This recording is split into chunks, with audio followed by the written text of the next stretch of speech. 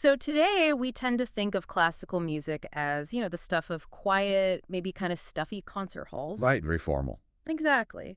But back in the late 1700s, this music was the blockbuster entertainment for a world that was just waking up to science and reason and revolution. It was huge. Yeah. So we are taking a deep dive into the ultimate musical rulebook today, which is the classical era, spanning roughly 1750 to 1820. And I want to set the scene for you really quickly. Okay, let's do it. Imagine we're all sitting together in a quiet room. The lights are low, there are no screens to distract us, and we are just listening to the music. Sounds perfect. Right. And our mission today is not to cram for some music history exam. We really want to build an intuition for the sound and, tell the stories behind the notes and figure out why giants like Haydn, Mozart, and Beethoven still hit so hard today. Yeah, and to really understand this music, we have to look at the massive cultural earthquake that was happening outside those concert halls. The Age of Enlightenment. Exactly. Across Europe, you had intellectuals and everyday people alike who, they suddenly embraced this profound belief that reason and science and education could just fundamentally improve human society. It was a huge shift. It really was. The Yeah. world was sort of waking up from the heavy religious mysticism of the past, and they were prioritizing logic and human understanding above almost everything else. And that intellectual shift, it bled into absolutely everything, especially the culture and the art. Let's try to put a visual to that shift, because if you look at the musical period right before this, so the Baroque era, it feels a bit like walking into a room cluttered with just heavy, dark wooden furniture. Oh, absolutely. Like there are dense, tangled gold ornaments everywhere, thick tapestries covering every inch of the walls. It's glorious, but it's incredibly complicated and dense. It's very heavy. Right. But then we transition into the classical era, and it feels like a team of architects came in, knocked down all those dark walls, and replaced them with floor-to-ceiling windows. I love that analogy. Yeah, you just move into this bright, sleek space where everything is about clarity and balance and, elegant proportions. And the composers, they were still writing deeply expressive music, but they actively rejected that tangled ornamentation of the Baroque. They wanted clean, logical lines. Yeah.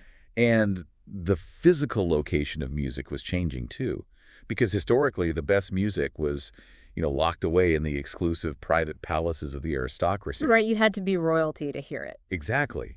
Yeah. But now it started spilling out into these increasingly popular public concerts. And Vienna, in particular, became the absolute center of gravity for this movement. It was kind of like the Silicon Valley of the late 18th century. Wow, yeah. Just drawing all the greatest musical minds together in one really bustling city. And think about what it must have felt like for a regular citizen back then. For the very first time, you could just go buy a ticket and get access to this incredible world-class music in a public hall. It must have been mind-blowing. Completely.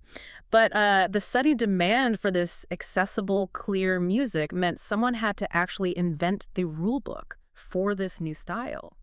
And the composer who really laid that foundation was Joseph Haydn. Yeah, Haydn is widely considered the architect of the symphony. Yeah. He took the basic blueprints of this bright, clear, classical style and basically built the massive structures that everyone else would eventually rely on. Right. He was celebrated for his wit, his structural clarity, and just a wildly inventive musical imagination. So how did he actually do it? Because looking at his background, Haydn wasn't just, writing whatever he wanted on a whim in a coffee shop. No, definitely not. He spent a massive chunk of his career employed by the Esterhazy family, right? So he was essentially serving as a highly paid servant, just cranking out music for their incredibly remote, massive estate. Did that isolation force him to get creative with his structures? It absolutely did. Haydn himself famously noted that being cut off from the rest of the musical world forced him to become original because he had this captive audience and a wealthy employer he constantly needed to entertain. So he had to perfect a musical architecture that was, logical enough to follow, but surprising enough to keep his patron awake after a heavy dinner. Which is a very real concern. Let's actually listen to one of the masterpieces he produced later in life. So this is his Symphony number 104, often called the London Symphony. A classic. Yeah, and when you put this on, you go on a very specific psychological journey.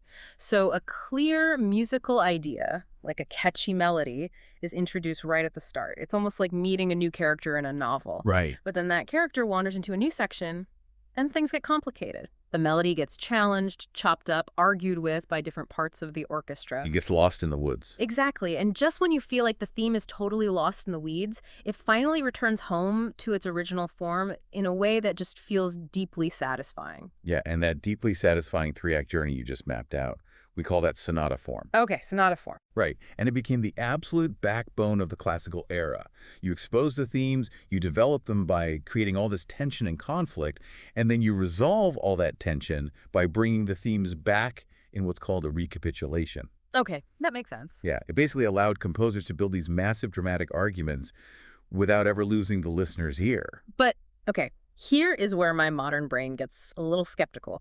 Because if I listen to a pop song today, I know exactly where the verse and the chorus are, and it can feel a little formulaic. Sure. So with Haydn's sonata form being so rigorously structured, introduce, develop, return, did audiences back then feel like they were just being fed a predictable formula? Well, that is the eternal risk of a strict structure. And it is precisely where Haydn flexes his genius, because Yeah. he despised predictability. Oh, really? Oh, yeah. Instead of giving you two completely different, contrasting musical themes to chew on, he often just took a single solitary idea and completely transformed it so it sounds brand new. Wow, okay. Yeah, and we actually call this monothematic exposition. Monothematic exposition. Okay, so he's using the exact same theme twice to build out the structure. Musically speaking, how does he disguise it so you, as the audience, don't just feel like you're hearing a lazy repeat? Well, he alters the musical mechanics beneath the melody. So he might take that same bright bouncing theme from a major key and then suddenly plunge it into this dark, anxiety-inducing minor key. Oh, wow. Or he, cuts the tempo in half, slowing it down to a crawl.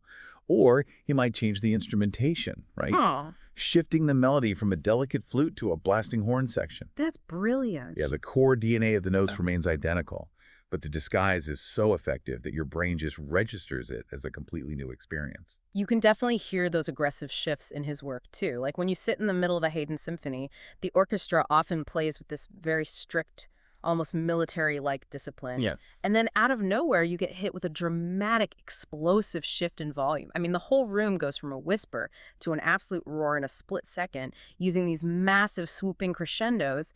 Yeah, and those thrilling orchestral effects were actually directly inspired by what's called the Mannheim School. Mannheim School. Right. Oh. They were this really renowned orchestra operating in Germany that practically invented the modern concept of dynamic extremes. Wait, really? Before that, it was just flat. Basically, yeah. Yeah. For this, orchestras mostly played at a fairly consistent flat volume. Right. But the Mannheim musicians, they introduced this disciplined, unified bowing and explosive dynamic contrasts. Wow. And Haydn, he absorbed those techniques and wove them into his symphonies specifically to jolt his audiences and keep them on the edge of their seats. Well, it definitely works, but he didn't just stop at symphonies, though, because the source material also brings up this massive vocal work called The Creation. Oh, yeah. And I want you to picture a packed theater. There is this epic, sweeping story being told on stage, tracing the biblical creation of the world, but nobody is acting. Right. No sets. No costumes, no painted backdrops. The singers are just standing there, letting the music paint the entire visual landscape in your mind. Yeah, and when a composer strips away the theatrical staging but keeps that epic, story-driven musical structure, you are listening to an oratorio. An oratorio. Exactly. It relies entirely on just the sheer power of the vocals and the orchestra to convey the drama. And inside that oratorio, there are these moments where a singer actually stops singing a flowing melody and instead delivers their lines in a more speech-like conversational rhythm. Right.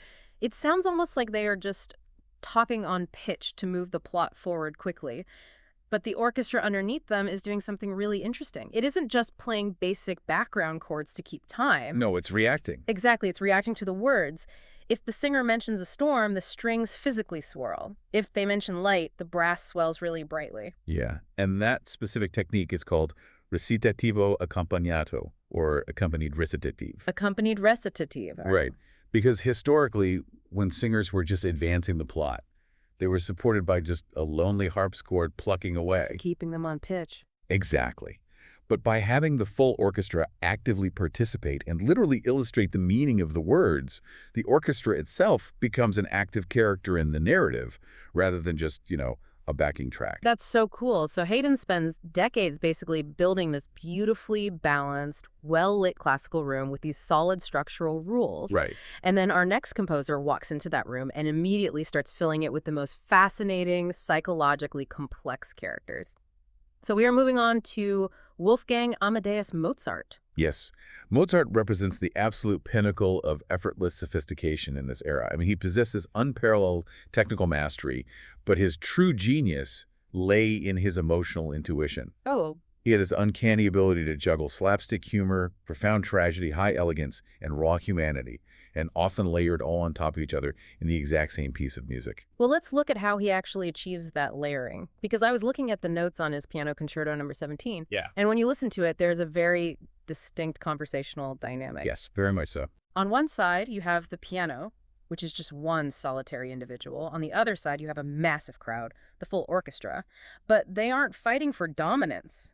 They're cooperating, trading ideas, handing melodies back and forth. Yeah, and that cooperative dialogue is the defining feature of a concerto. It is a highly structured back-and-forth musical conversation between a solo instrument and a larger ensemble. A concerto, right. But here's the part that I found confusing at first, though. The orchestra comes out right at the beginning and plays all the main musical ideas. Like, they lay out the whole melodic agenda for a few minutes. Right. And then solo piano finally enters and just plays those exact same ideas again. Why repeat it? Doesn't playing your cards twice right at the start kind of drag the pacing of the piece down? I mean, it sounds redundant on paper, sure, but in practice, it creates a massive psychological payoff.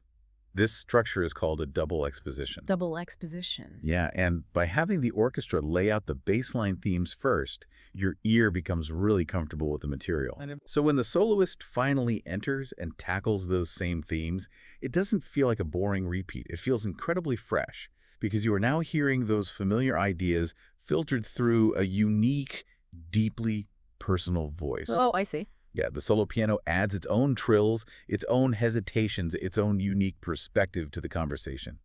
So it's not a copy-paste, it's an interpretation. Exactly. The individual voice was clearly a huge deal for him. But, while instrumental music was thriving, the source material notes that opera was the undisputed blockbuster entertainment of the late 18th century. It was the massive cultural event of its day, and Mozart's The Marriage of Figaro is just the crown jewel here, because instead of focusing on ancient gods or Greek kings, this opera dives into the messy, chaotic lives of everyday people. Real people. Yeah, you have servants outsmarting their masters, people hiding under tables, massive misunderstandings. Yeah, and when an opera pivots away from those grand mythological tragedies to focus on relatable, everyday comedy, we call that opera buffa. Opera buffa. Right. And Mozart mastered this genre precisely because of his psychological insight, especially when he was handling vocal ensembles. Yeah, because when you watch The Marriage of Figaro, there's this incredible moment where three characters are on stage at the exact same time. Oh, I love this part. One is furious, one is terrified, and one is just trying to laugh off the whole situation. Yeah. They're all singing completely different words, expressing completely conflicting emotions simultaneously. Which is crazy to think about. Right. In real life, three people yelling different things is just unbearable noise. But here, it fits together like a perfect sonic puzzle. Yeah, and that is a terzetto, or a three-person ensemble. Terzetto. Musically, Mozart manages to give each character a distinct rhythmic and melodic personality that perfectly reflects their internal state, yet he weaves them all together so the harmony remains absolutely flawless. It's just magic. It really is. He never breaks the classical rules of balance, even when the characters on stage are emotionally falling apart. And he also uses some brilliant theatrical tricks to sell the comedy, too. There is a character named Cherubino, who's this awkward, highly hormonal teenage boy. But Mozart specifically wrote the role to be sung by a female soprano. Yes, which is so clever. It perfectly captures that high, unbroken, slightly frantic vocal quality of adolescence, which just adds a whole new layer of absurdity to the performance. Yeah, and that casting tradition is known as a trouser role. A trouser role. Right, and Mozart's flexibility, it really extends to the musical forms themselves. So take modified strophic form, for instance. Okay. A character might sing a song where the core melody repeats across multiple verses, providing that comforting consistency for the audience. But Mozart flexes and changes the underlying orchestral accompaniment to match the escalating chaos on stage. Right, so it's not just looping a beat. Exactly. The music always serves the evolving story. It is never just a lazy copy-paste. So, okay, we have Haydn, the structural architect, and we have Mozart, the brilliant conversationalist who just maximizes the emotional potential of those structures. Right. But as the 18th century comes to a close, the world is changing again. The polite Enlightenment era rules start feeling just a little restrictive.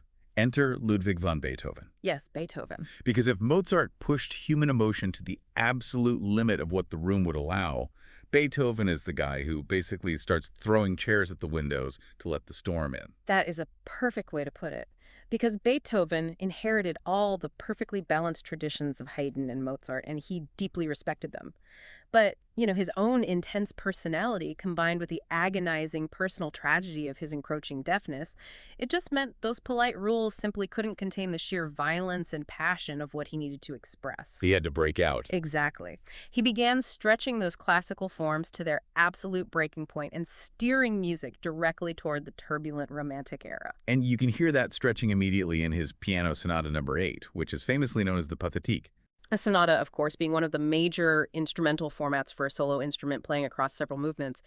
And when you listen to the final movement of this, it feels like wandering through a dark, brooding, just incredibly intense landscape. Very dark. But just when the tension gets almost unbearable, a familiar, bouncing musical idea returns. It comes back again and again, kind of acting like an anchor in the storm. Yeah, and that anchoring technique is rondo form. Rondo form. The structure is built around a main theme that repeatedly returns after contrasting episodes. So it's a pattern of A, B, A, C, A. Well, what strikes me here is how different Beethoven's use of the form feels compared to Haydn.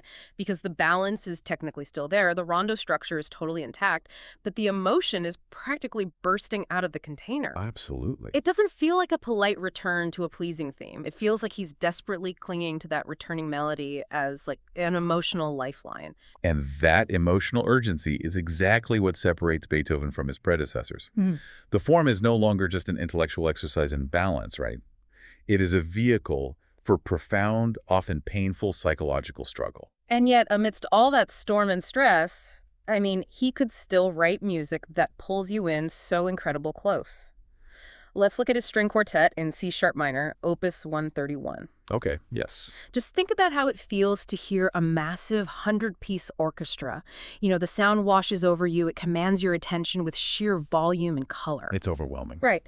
Now contrast that with 4 musicians sitting in a tight circle, 2 violins, a viola, and a cello. Nobody is just playing backup chords. Every single voice is carrying equal weight in a deeply thoughtful, intimate conversation. Yeah, you were describing the absolute essence of chamber music, and the string quartet specifically is widely considered the most demanding intellectual achievement of the classical era. It really exposes the players, right? Oh, completely. It strips away the overwhelming physical power and the flashy colors of the symphony. The composer has nowhere to hide behind massive volume. You are left with just pure, concentrated musical thought. And it is a completely different psychological experience for the listener. It requires you to lean forward and actively eavesdrop rather than just letting the sound wash over you. Exactly. And looking at all these pieces together, it really highlights how fluid music history actually is. Because we tend to organize history into these rigid little textbook boxes, right? Baroque, classical, romantic. Right. But the classical era didn't just appear out of thin air, and Beethoven didn't destroy it overnight. It was a continuous living evolution. It really was. The classical style grew organically out of a desire to simplify the heavy ornamentation of the Baroque, and then Beethoven organically stretched the classical style until it transformed into the emotionally explosive Romantic era. It is a seamless chain of musical reactions. It's all connected by cause and effect. Take a moment to reflect on the contrasts we've explored today. Think about how a symphony, which is built for massive public spectacle, feels compared to a concerto, which isolates one individual against a crowd. Yeah. Or contrast the visual, theatrical storytelling of an opera with an oratorio, where the music alone has to paint the entire picture in your mind. Or consider the sweeping democratic power of a full orchestra versus the intense, very private four-way dialogue of a string quartet. For me, the biggest takeaway isn't trying to rank these composers or argue about who is quote-unquote best. The real magic is hearing how Haydn, Mozart, and Beethoven approached the exact same musical goals, balance, clear melodies, logical structure, and just sounded entirely different doing it. Completely different. Haydn used architectural wit and surprise. Mozart used psychological depth and flawless melody. And Beethoven used sheer, unyielding emotional willpower. Yeah, so the next time you put on a playlist of these works, keep a few questions in the back of your mind. Yeah, ask yourself. Which piece caught you off guard? Was it the sudden, explosive volume shifts of the Mannheim School, or the intricate puzzle-like arguments woven into a string quartet? Can you hear the specific moments where Beethoven begins to look past the structured optimism of the Enlightenment and towards something much more turbulent? And building on that, I want to leave you with one final thought to mull over. We talked about how the classical era was born from the Enlightenment, this profound, optimistic belief in reason, order, and human understanding.